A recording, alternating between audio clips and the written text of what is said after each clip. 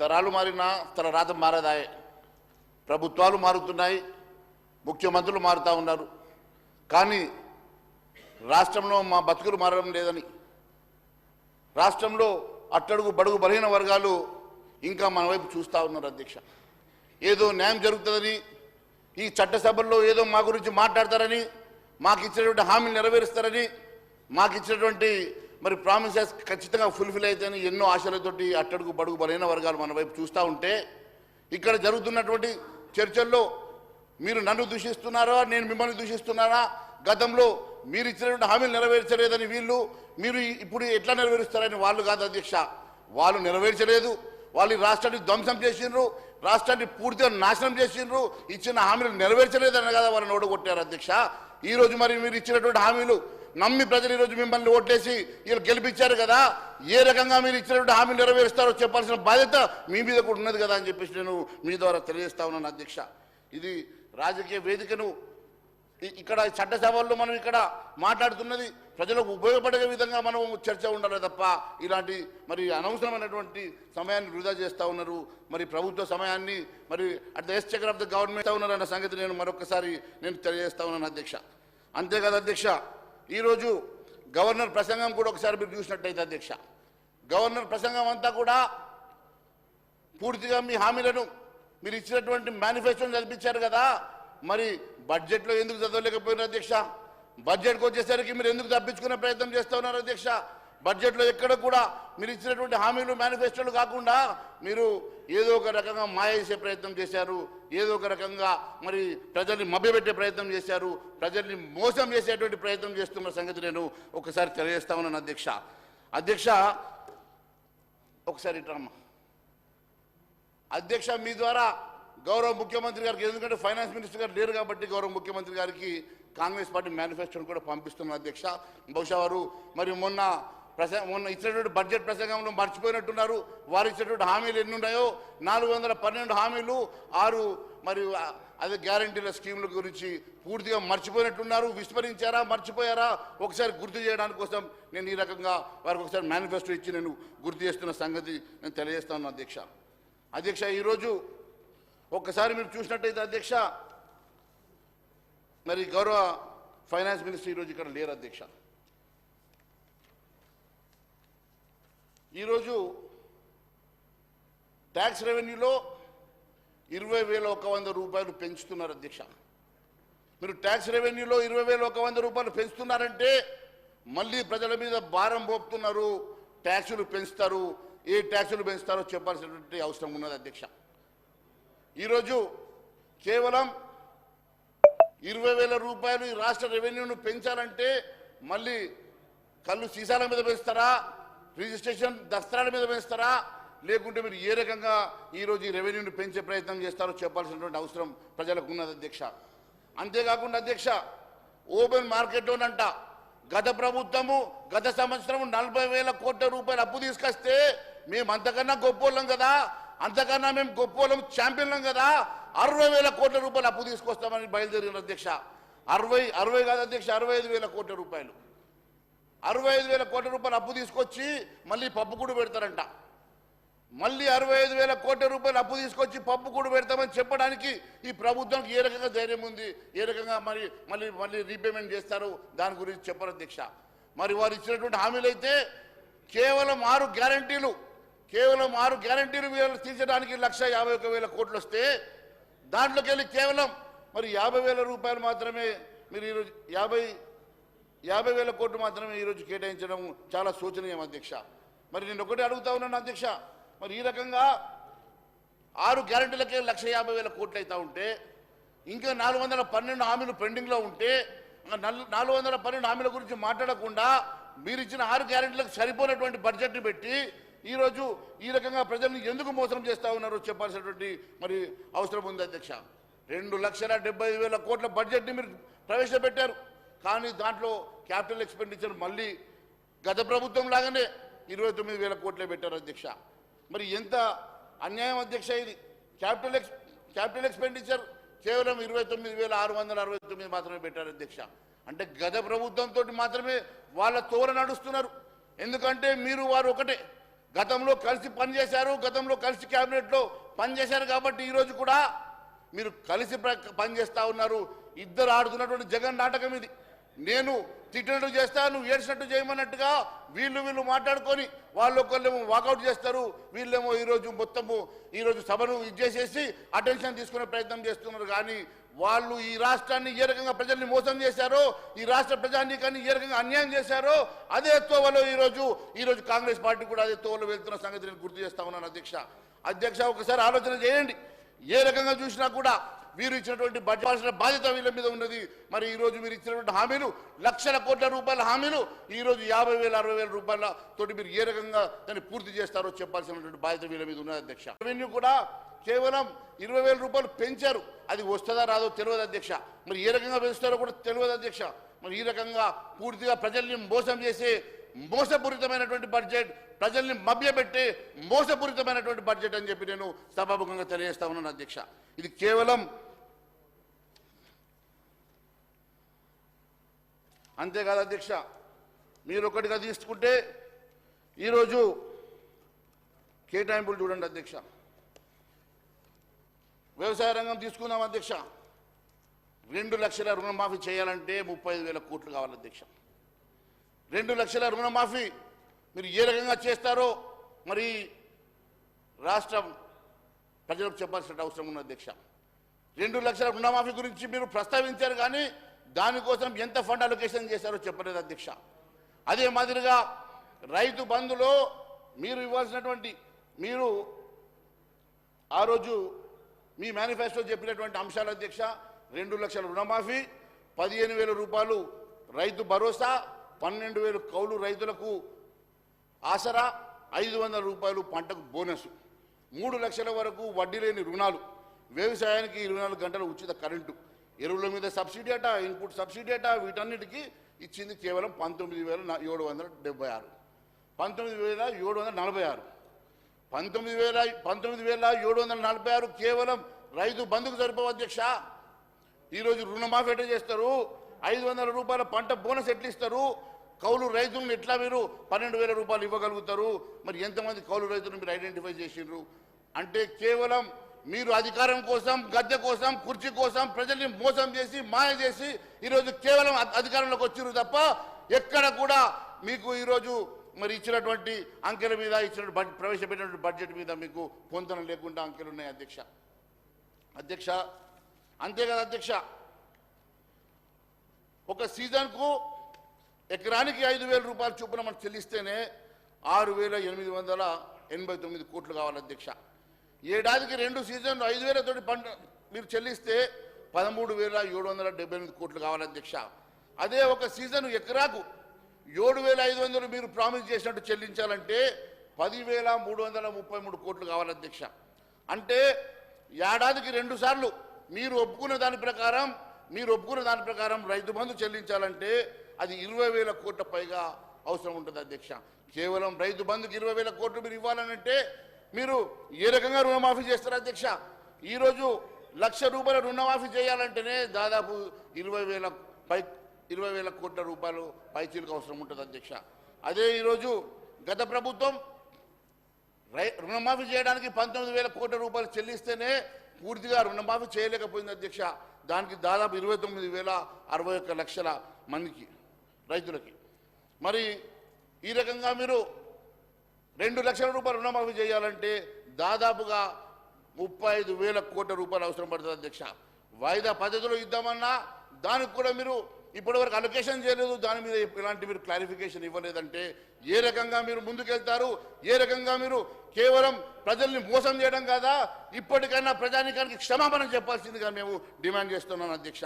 మీరు ఇవ్వాల్సినటువంటి రుణమాఫీ 35,000 కోట్ల రూపాయలు కావాల్సినటువంటి దానికి అలొకేషన్ చేయలేకపోతే మీరు కనీసం వారికి నేను ఒకటి మాత్రం ఫసల్ బీమాలో కేంద్ర ప్రభుత్వం ఇచ్చేటువంటి పిఎం ఫసల్ బీమా పథకాన్ని మరి వాడుకొని మీరు ఇన్సూరెన్స్ ఇస్తామంటున్నారు, అది సంతోషం అధ్యక్ష. అదే మాదిరి నేను ఒకటి అడుగుతా ఉన్నాను, మరి ఫసల్ బీమా ప్రధానమంత్రి ఫసల్ బీమా మీరు వాడుకున్నప్పుడు ప్రధానమంత్రి పేరు ఎక్కడన్నా చర్చిస్తే బాగుండేది అధ్యక్ష. కేంద్ర ప్రభుత్వాన్ని ఆ అంశంలో మీరు చెప్పి ఉంటే బాగుండేది అధ్యక్ష. కేవలం దాన్ని ఒక ఇగ్నోర్ చేసే ప్రయత్నం చేసింది అధ్యక్ష. ఇట్లా ఎన్నో రాష్ట్ర ప్రభుత్వం ఇస్తామన్నటువంటి సాయం 500 రూపాయల బోనస్ కానివ్వండి, లేకుంటే 24 గంటల ఉచిత కరెంట్ కానివ్వండి, లేకుంటే 3 లక్షల వడ్డీ లేని రుణాలు కానివ్వండి, ఇవన్నీ ఏ రకంగా మీరు ఇచ్చి మరి ఈ బడ్జెట్తో ఇచ్చినటువంటి 19,000 కోట్లతో ఇవ్వగలుగుతారో ప్రజానికానికి చెప్పాల్సినటువంటి బాధ్యత మీ మీద ఉన్నదని చెప్పి నేను తెలియజేస్తున్నాను అధ్యక్ష. అదే మాదిరిగా బీసీ మంత్రి గారు ఇక్కడే ఉన్నారు అధ్యక్ష. బీసీ మంత్రి గారు ఒక నిమిషం కూర్చుంటే వారికి కూడా అర్థమవుతుంది అధ్యక్ష. 52% జనాభా ఉన్నటువంటి బీసీలు 52% జనాభా ఉన్నటువంటి బీసీలు వారికి కేటాయించింది ఎంత అధ్యక్ష?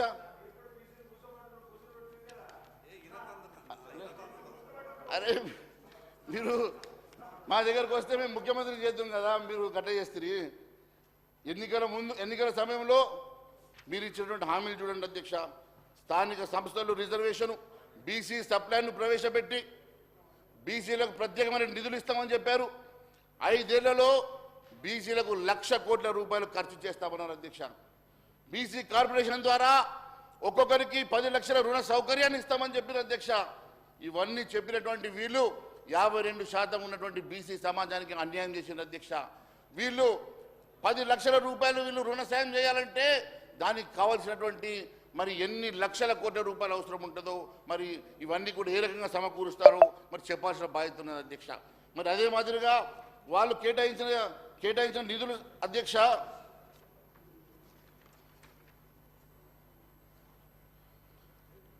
అదే మాదిరి అధ్యక్ష 1,00,000 కోట్ల రూపాయలు 5 సంవత్సరాల్లో బీసీలకు నిధులు కేటాయిస్తామని చెప్పి అంటే సంవత్సరానికి 20,000 కోట్లు ఇవ్వాల్సి వస్తుంది అధ్యక్ష. ఓన్లీ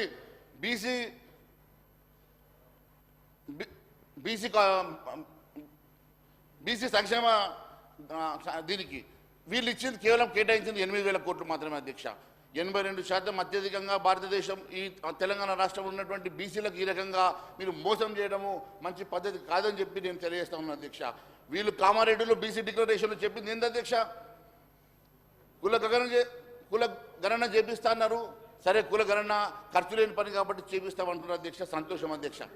కానీ వారికి ఇస్తామన్నటువంటి సబ్ ప్లాన్ గురించి మాట్లాడితే బాగుండేది అధ్యక్ష. వారికి ఇస్తామన్నటువంటి సబ్ ప్లాన్ గురించి మాట్లాడలేదు, వారికి ఇస్తామన్న నిధుల గురించి మాట్లాడడం లేదు.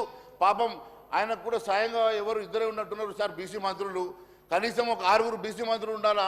2 బీసీ మంత్రులతోటి ఉప ముఖ్యమంత్రి కావన్నా, నువ్వు ఎంత ట్రై చేసినా నువ్వు ఉప ముఖ్యమంత్రి చేయరన్నా, నువ్వు శాంతంగా ఉండు, నువ్వు బీసీ మంత్రిగానే ఉండన్నా. అదే మాదిరిగా నేను చేతి ఉత్తరకు సాయం కానీ, వివిధ సామాజిక వర్గాలకు సాయం కానీ, విద్య పైన కానీ, మరి గొల్ల కురుమలకు కానీ ఎన్నో రకాలైనటువంటి హామీలు ఇచ్చిన అధ్యక్ష. నాకు ఇచ్చిన సమయంలో ఇవన్నీ చదివే నాకు సమయం సరిపోదు కాబట్టి నేను ఒకటే విషయం తెలియజేస్తా ఉన్నాను అధ్యక్ష. పూర్తిగా బీసీలను విస్మరించి బీసీలకు ఇచ్చినటువంటి పూర్తిగా హామీలను మార్చి బీసీలకు అన్యాయం చేసినటువంటి ప్రభుత్వం కాంగ్రెస్ ప్రభుత్వం అని మరొకసారి తెలియజేస్తా ఉన్నాను అధ్యక్ష. అంతేకాదు అధ్యక్ష, అలొకేట్ చేయాలి కదా, అలొకేట్ చేస్తే అన్యాయం అనకపోదు అన్నా. మీరు అలొకేట్ చేయండి, ఇప్పటికన్నా చెప్పండి, మీరు బీసీలకు అలొకేట్ చేస్తామని చెప్పండి, హామీ ఇవ్వండి. నిరుద్యోగుల ఆశల మీద నీళ్లు చల్లినటువంటి సర్కార్. నేను ఒకటే అడుగుతా ఉన్నాను అధ్యక్ష, హైదరాబాద్లో యూత్ డిక్లరేషన్ మేనిఫెస్టో నిరుద్యోగులకు 4,000 భృతి, మొదటి ఏడాదిలో 2 లక్షల ఉద్యోగాలు. ఈ నెల ఫిబ్రవరిలో నోటిఫికేషన్లు ఏమని అధ్యక్ష? ఈ నెల ఫిబ్రవరిలో నోటిఫికేషన్లు, జాబ్ క్యాలెండర్ ప్రకారం సెప్టెంబర్లోగా నియామకాలు పూర్తి. ఏ హామీ నెరవేర్చలేకపోయినారు. ముమ్మాటికి నిరుద్యోగులను మోసం చేసినటువంటి ప్రభుత్వం ఈ కాంగ్రెస్ ప్రభుత్వం అధ్యక్ష. గతంలో ఇచ్చినటువంటి పిసిసి అధ్యక్షుడిగా రేవంత్ రెడ్డి గారు ఇచ్చినటువంటి ఏ ఒక్క హామీ నెరవేర్చలేకపోయినారు అధ్యక్ష. ఈ రోజుకి నిరుద్యోగ యువత అంతా కూడా ఎదురు చూస్తూ ఉన్నారు అధ్యక్ష. మాకు ఎట్లయినా 4,000 రూపాయలు నిరుద్యోగ భృతి ఇస్తున్నారు, ముఖ్యమంత్రి గారు మాట ఇస్తే తప్పరేమో అని చెప్పి ఆశగా ఎదురు చూస్తూ ఉన్నారు అధ్యక్ష. ఇప్పటికే వారు పదవి ప్రమాణం చేసిన రోజు నుంచి ఇప్పటికి వాళ్ళు 1,400 కోట్లు నిరుద్యోగులకు బాకీ ఉన్నారు. మీరు ఇప్పటికైనా ఈ రోజు నుంచి అన్నా సరే మేము 1,400 కోట్లు వదిలేస్తాం, కనీసం ఈ 1వ తారీఖు నుంచి అన్నా నిరుద్యోగులకు నిరుద్యోగ భృతి ఇవ్వాల్సిందిగా మీ ద్వారా నేను ముఖ్యమంత్రి గారిని కోరుతా ఉన్నాను అధ్యక్ష. నిరుద్యోగ యువతను మోసం చేసిండ్రు, బీసీలను మోసం చేసిండ్రు, అన్ని వర్గాల ప్రజల్ని మోసం చేసినటువంటి ప్రభుత్వం అధ్యక్ష. బడ్జెట్లో ఇండ్ల నిర్మాణానికి కేటాయించింది 7,740 కోట్ల అధ్యక్ష.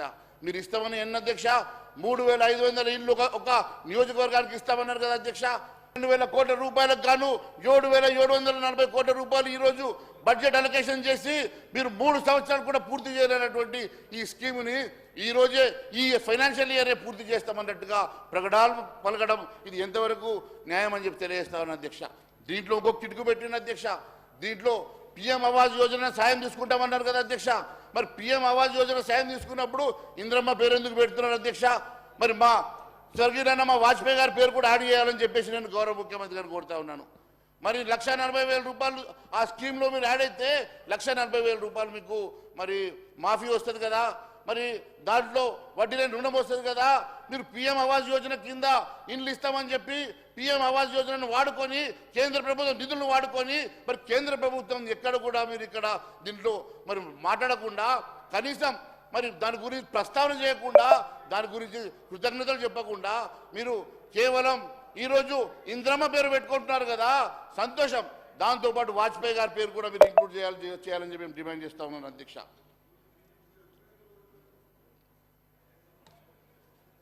గృహ నిర్మాణం ఇల్లు లేని వారికి 5 లక్షల రూపాయలే కాదు అధ్యక్ష, ప్లాట్ కూడా ఇస్తామన్నారు అధ్యక్ష.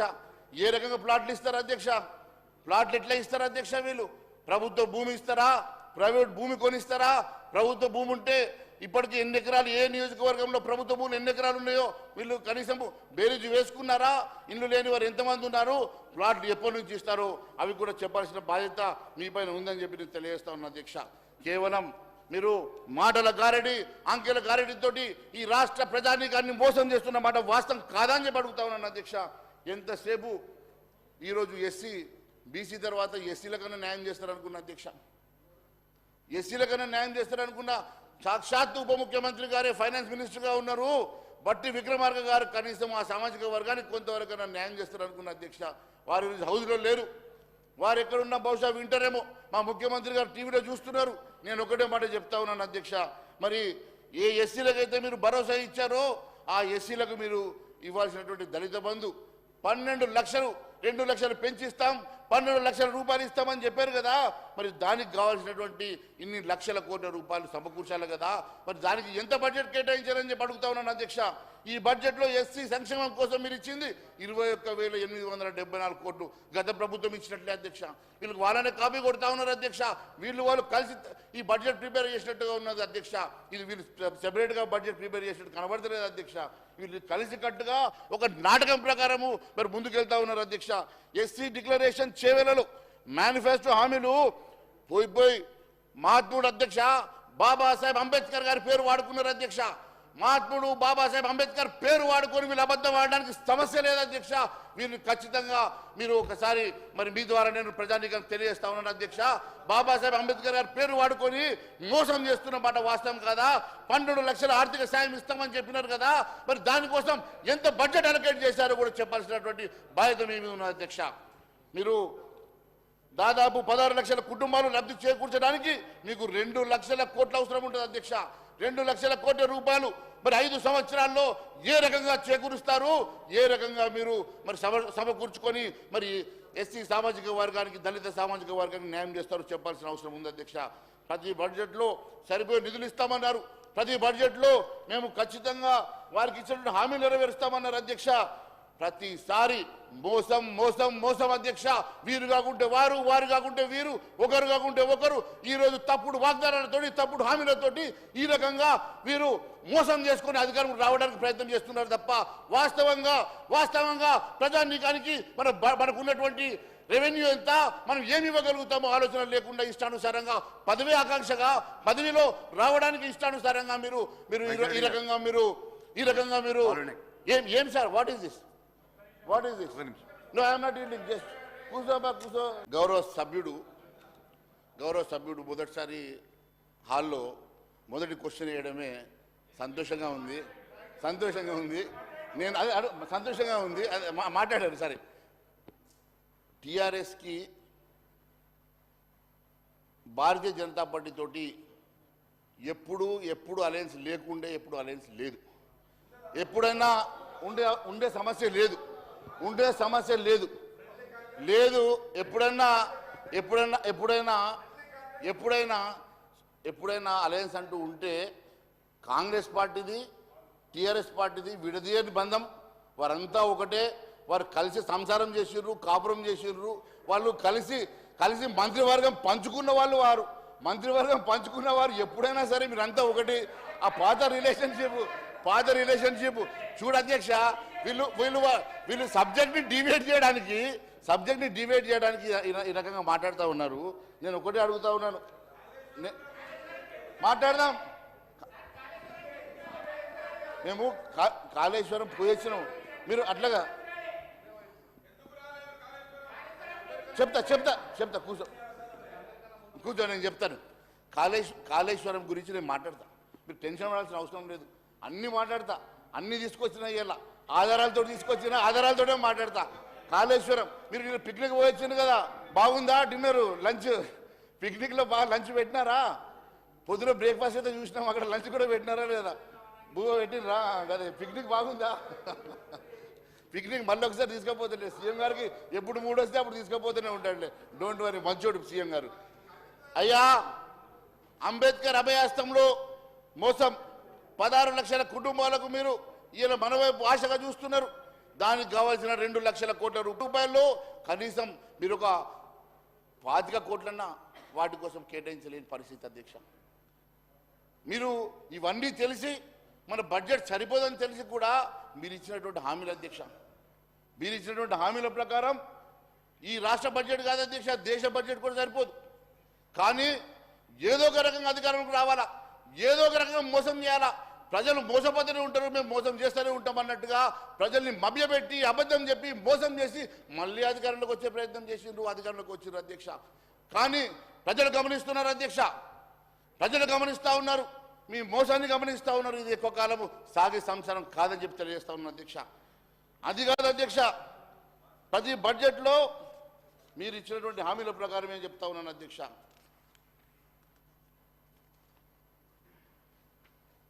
కేంద్ర ప్రభుత్వం ఇచ్చిన మాటల హామీ ప్రకారం ఏబిసిడి వర్గీకరణ గురించి మీరు మాట్లాడారు కదా, కనీసం ఏబిసిడి వర్గీకరణ కన్నా అసెంబ్లీలో ఒక తీర్మానం ప్రవేశపెట్టాల్సిందిగా నేను గౌరవ మంత్రి గారిని కోరుతా ఉన్నాను. ఎందుకంటే మీరు హామీలు మళ్ళీ ఒకసారి కొత్త తెలంగాణ సభలు ఇద్దాం సార్, కొత్త సభలు ఇద్దాం. తెలంగాణ రాష్ట్రం ఏర్పాటైంది, కొత్త సభలు ఇద్దాం. మీకేమైనా అబ్జెక్షన్ ఉందా? మేము కేంద్ర ప్రభుత్వం ఇస్తానని ఒప్పుకున్నది, ఇస్తున్నాం ఖచ్చితంగా. కమిటీ చేసినాం, ఆల్రెడీ కమిటీ చేసినాం సార్, మీరు టెన్షన్ పడకండి. కమిటీ చేసినాం, మేము చెప్పిన మాటకు కట్టుబడి ఉంటాం. మీలాగా తప్పుడు వాగ్దానాలు చేసే పార్టీ కాదు మాది. ఎప్పుడైనా సరే ఇచ్చిన హామీలు నెరవేరుస్తాం. అంతేకాదు అధ్యక్ష, అదే కాకుండా మూసీ ప్రక్షాళన స్వాగతిస్తున్నాం అధ్యక్ష.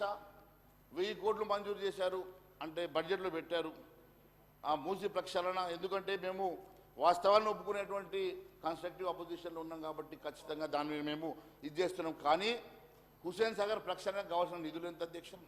మీరు ఇచ్చిన 1000 కోట్లు దేనికి సరిపోతాయి అధ్యక్ష? ఇప్పుడు చేస్తే మేము చిన్నగా ఉన్నప్పుడు మూసీతో పాటు హుస్సేన్ సాగర్ పక్కనే మనం ఉంటాము. హుస్సేన్ సాగర్ గురించి కూడా మీరు మాట్లాడుంటే బాగుండేది. మేము చిన్నగా ఉన్నప్పుడు మా స్కూల్కి వెళ్ళేటప్పుడు అక్కడి నుంచే వెళ్తుంటే తాగే నీరు అని చెప్పేసి చెప్తురు, అది అక్కడ నుంచి చాలామంది బిందెలతో మోద్దురు.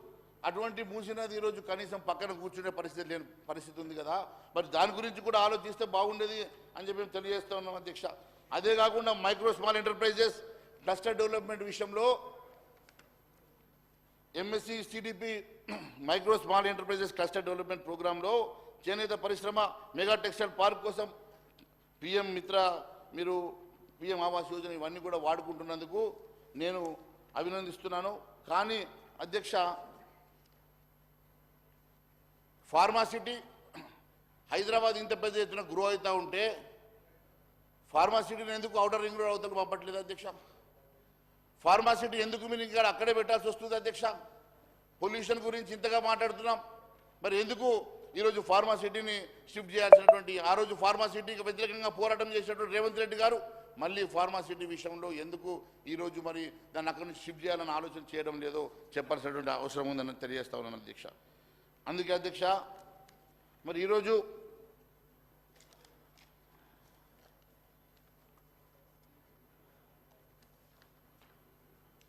మేనిఫెస్టోలో కీలకమైనటువంటి మరి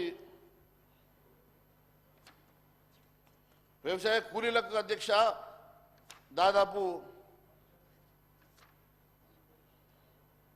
మీరు ఇచ్చినటువంటి 6 గ్యారెంటీలు అధ్యక్ష, మీరు ఇచ్చినటువంటి 6 గ్యారెంటీలకు దాదాపుగా మీరు అలకేట్ చేసింది 53,000 కోట్లు అయితే అవసరం ఉన్నది 1,50,000 కోట్లు అధ్యక్ష. అదే మాదిరిగా 412 హామీలను పూర్తిగా విస్మరించిన అధ్యక్ష. దాని గురించి ఎక్కడ కూడా మీరు ప్రస్తావన చేయలేదని తెలియజేస్తా ఉన్నాను అధ్యక్ష. మరి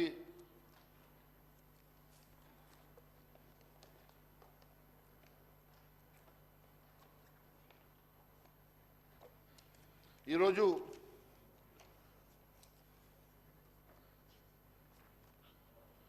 అదే మాదిరిగా అధ్యక్ష సర్కారు వైద్యం విద్య మీద విస్మరించింది అధ్యక్ష.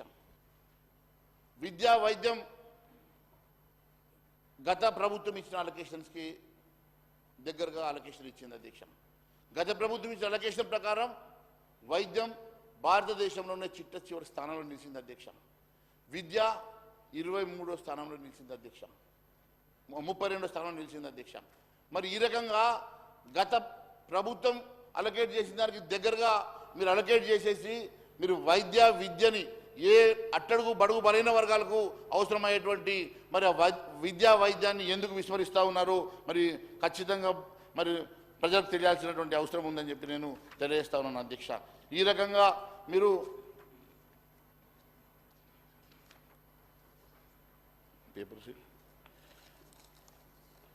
మరి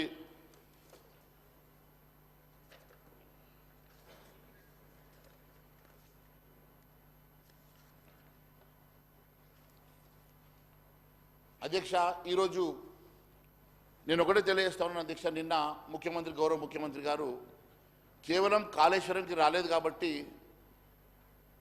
బీజేపీ టీఆర్ఎస్ ఒకటిని చెప్పే ప్రయత్నం చేసిండు అధ్యక్ష. గౌరవ ముఖ్యమంత్రి గారు చాలా తెలివైనడు అధ్యక్ష, నేను చిన్నప్పటి నుంచి చూస్తున్నా. చాలా తెలివైనడు కాబట్టి అధ్యక్ష ఆయన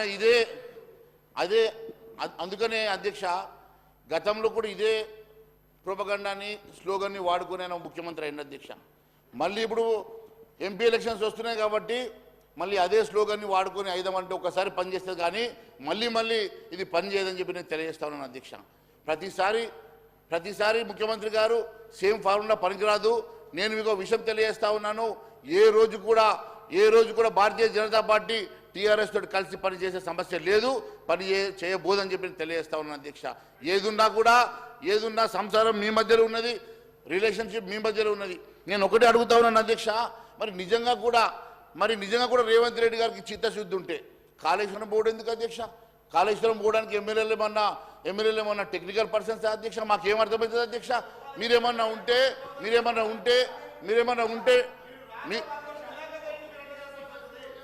అధ్యక్ష ఒక్క నిమిషం అధ్యక్ష లక్ష్మణ్ గారు, గౌరవ సభ్యులు లక్ష్మణ్ గారు, బహుశా మీరు కూడా మొదటిసారి వచ్చిండ్రు, పద్ధతుల గురించి మీరు చెప్పొద్దు. రేవంత్ రెడ్డి గారు ఏ రకంగా మాట్లాడారు అవన్నీ నేను ఇప్పుడు చెప్పదలుచుకోలేదు. రేవంత్ రెడ్డి గారు లాంగ్వేజ్ గురించి నేను మాట్లాడతలేను. శ్రీధర్ బాబు గారు చాలా ఇంటెలిజెంట్గా డైవర్ట్ చేస్తారు, చాలా తెలివైన వాడు, సీనియర్ శాసనసభ్యుడు. వారు కూడా నా చిన్ననాటి స్నేహితుడే. కానీ నాకు వారి గురించి తెలుసు అధ్యక్ష, వారు ఏ రకంగా ఇది చేస్తారో. నేనేమన్నాను అధ్యక్ష, గౌరవ ముఖ్యమంత్రి గారు కూడా ఏ రకంగా మాట్లాడతారో మీకు తెలుసు అన్నాను. గౌరవ ముఖ్యమంత్రి గారు నేను ఎప్పుడు కూడా పేరు తీసుకున్నాను, ఎప్పుడు తీసుకున్నా నాకు తెలుసు అధ్యక్ష. నేను ఎవరైనా గౌరవ సభ్యుని కూడా గౌరవ సభ్యుడిని పిలిచేటువంటి సంప్రదాయం నాది. నేను ఎవరిని పిలిచినా నేను ఎక్కడ కూడా ఏ రోజు కూడా అన్పార్లమెంటరీ లాంగ్వేజ్ కానీ అలాంటి నాకు భాషలకు అలవాటు లేదు, అలాంటి మాటని మాట్లాడను. నేను గౌరవ ముఖ్యమంత్రి గారు నిన్న మాట్లాడినటువంటి విషయాన్ని నేను ప్రస్తావన చేస్తూ, గౌరవ ముఖ్యమంత్రి గారు నేను ఏమన్నారు, మాకు టీఆర్ఎస్తో సంబంధం పెట్టించే ప్రయత్నం చేశారు. మీరు ముందు చెప్పండి, మీరు టీఆర్ఎస్ కలవరని చెప్పేసి మీకు టీఆర్ఎస్కి ఫర్దర్గా ఏ రోజు కూడా లోపాయకార ఒప్పందం ఉండదని చెప్పి రేపు పార్లమెంట్లో మీరు వారు కలవరా, లేకుంటే భవిష్యత్తులో కూడా ఎప్పటికీ కలవరా మీరు చెప్పండి. లేక వారి సభ్యుల్ని మీరు తీసుకోరా మీరు చెప్పాలా.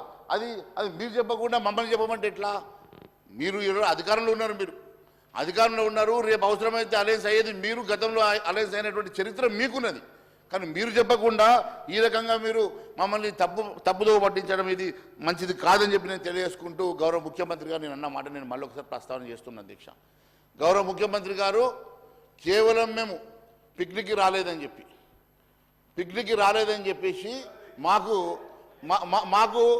అంటగట్టే ప్రయత్నం చేశారు కదా అధ్యక్ష. నేను ఒకటే అడుగుతా ఉన్నాను ఉన్న లక్ష్మణ్ భాయ్ కూర్చోండి. నేను ఒకటే లెట్ మీ కంప్లీట్. మీరు నిన్న వెళ్ళి పోయొచ్చిన తర్వాత మీ వెంట మేము రాలేదంటే, మీ వెంట వస్తేనేమో మేము మంచి వాళ్ళము, లేకుంటే మేము వెంట రాకుంటే మేము ఇదైతామా? ఆల్రెడీ గౌరవ శాసనసభ్యులుగా ఉన్నటువంటి ఆ రోజు ఈటల రాజేందర్ గారు, కేంద్ర మంత్రిగా ఉన్నటువంటి మా రాష్ట్ర అధ్యక్షుడు కిషన్ రెడ్డి గారు, లక్ష్మణ్ గారు, మరి వారందరూ ఆ రోజు ఉన్నటువంటి ఎమ్మెల్యే రఘునందన్ రావు గారు అందరూ కలిసి వెళ్ళొచ్చిన తర్వాతనే ఇవన్నీ పగుల గురించి బయట పెడితే ఆ రోజు స్వయాన ఆ రోజు పిసిసి అధ్యక్షుడుగా ఉన్నటువంటి రేవంత్ రెడ్డి గారు ఒక స్టేట్మెంట్ కూడా ఇచ్చారు అధ్యక్ష. ఏమని ఇచ్చిందంటే, నేను పూర్తిగా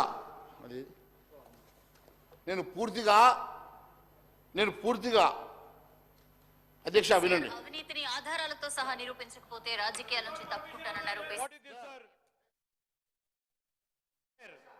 Stop Harish Rao when he has played the same audio yesterday, sir. Sir, వారికి ఓపిక ఉండాలా సార్, వినాలా సార్. వారు స్వయంగా పిసిసి అధ్యక్షుడిగా నన్ను కేంద్ర ప్రభుత్వం తీసుకువెళ్ళండి, అమిత్ షాను కల్పించండి, నేను ఆధారాలతో సహా నిరూపించకుండా రాజకీయ సన్యాసం చేస్తామని చెప్పినటువంటి రేవంత్ రెడ్డి గారు సిబిఐకి ఇవ్వండి, సిబిఐకి ఇస్తే సిబిఐ ముందుకు నేను ఆధారాలతో సహా నిరూపిస్తా, లేకుంటే రాజకీయ సన్యాసం చేస్తా అని చెప్పినటువంటి రేవంత్ రెడ్డి గారు ఈరోజు ఎందుకు వెనుకడుగు వేస్తున్నాడో చెప్పాల్సినటువంటి అవసరం ఉందని చెప్పి తెలియజేస్తున్నాను అధ్యక్ష. ఈరోజు పిసిసి ఆ రోజు మీరే డిమాండ్ చేశారు కదా సిబిఐకి ఇవ్వమని, ఆ రోజు మీరే డిమాండ్ చేశారు కదా రాజకీయ సన్యాసం చేస్తామని. మరి ఈ రోజు ఎందుకోసం మీరు వెనుకడుగు వేస్తున్నారో గౌరవ